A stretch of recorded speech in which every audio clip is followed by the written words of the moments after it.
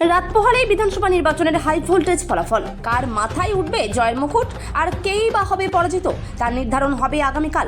তবে ফল ঘোষণার আগের মুহূর্তে বিন্দুমাত্র সময় নষ্ট করতে নারাজ কালিয়াগঞ্জ বিধানসভার তৃণমূল কংগ্রেস প্রার্থী নিতাই বৈশ্য। আজ দুপুর থেকেই দলীয় কর্মীদের সঙ্গে নিয়ে গণনা কেন্দ্রের যাবতীয় প্রস্তুতি খতিয়ে দেখছেন তিনি। নির্বাচন পরবর্তী সময়ে বিশ্রামের বদলে কাজের মধ্যেই ডুবে রয়েছেন তৃণমূল প্রার্থী নিতাই বৈশ্য। প্রথম দফার ভোট শেষ হওয়ার পর থেকেই তিনি নিরন্তর বৈঠক করেছেন দলীয় কর্মীদের সঙ্গে। তবে এর মাঝে কিছুটা সময় পরিবারের সঙ্গে কাটিয়ে নিজেকে চাঙ্গা করে নিয়েছেন তিনি। আজ দুপুরে তাকে দেখা গেল কালিয়াগঞ্জের দলীয় কর্মীদের নিয়ে শেষ মুহূর্তের রণকৌশল সাজাতে। গণনা কেন্দ্রে কাউন্টিং এজেন্টের ভূমিকা কী হবে এবং কিভাবে প্রতিটি রাউন্ডের ওপর নজর রাখা হবে সে বিষয়ে খুঁটিনাটি নির্দেশ দেন তিনি। নিজের জয়ের ব্যাপারে নিতাইবাবু 100% আশাবাদী। তার মতে মানুষ তাকে অতীতেও নিরাশ করেনি আর এবারও করবে না। রাজ্যে ফের তৃণমূল সরকার ক্ষমতায় আসছে, এই বিশ্বাসের পাশাপাশি নিজের জয় নিয়েও কোনো সংশয় নেই তার গলায়। কালিয়াগঞ্জ থেকে অনুপ জয়সওয়ালের রিপোর্ট, বিগ নিউজ বাংলা। গণনা এবং ফলাফল সেক্ষেত্রে আমাদের বিধানসভা কালিয়াগঞ্জে প্রথম দফায় নির্বাচন হয়েছিল। এই নির্বাচনের পর কয়েকদিন কিভাবে কাটালেন? প্রথমত হচ্ছে যে নির্বাচনের পরবর্তীকালে বিভিন্ন কর্মীরা যারা অক্লান্ত পরিশ্রম করেছিল তাদের সাথে যোগাযোগের একটা রাস্তা থাকি আমাদের। কারণ আমরা বরাবরই শুধু ইলেকশন নয়, ইলেকশনের পরবর্তী আগে সবসময় মানুষের সাথে পাশে থাকি। সেই কাজটাই নিবিড়ভাবে করা গেছে।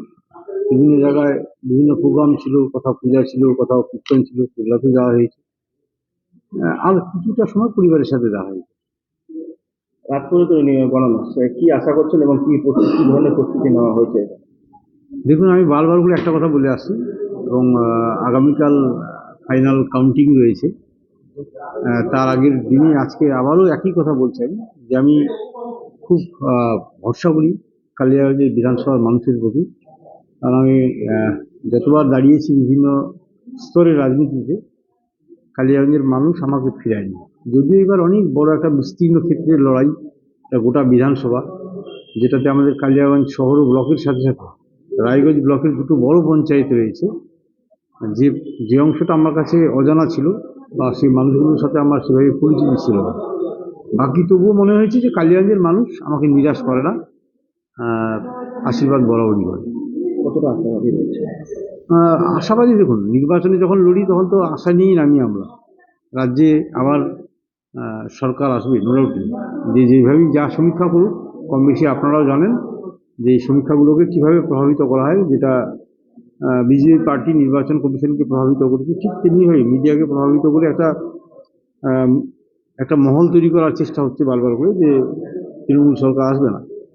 অ্যাকচুয়াল রাজ্যে তৃণমূল সরকার আসবে। সেক্ষেত্রে কালিয়াগঞ্জের মানুষ বারবার করে উল্টো দিকে থাকে। কালিয়াগঞ্জের স্বার্থে, কালিয়াগঞ্জের উন্নয়নের স্বার্থে, কালিয়াগঞ্জের অপূর্ণ কাজগুলো পূর্ণ করার স্বার্থে নিশ্চিতভাবে কালিয়াগঞ্জের মানুষ সাথে পাশে থাকবে মামাটি মানুষের সরকারের সাথে, এটাই আমার আশা আছে।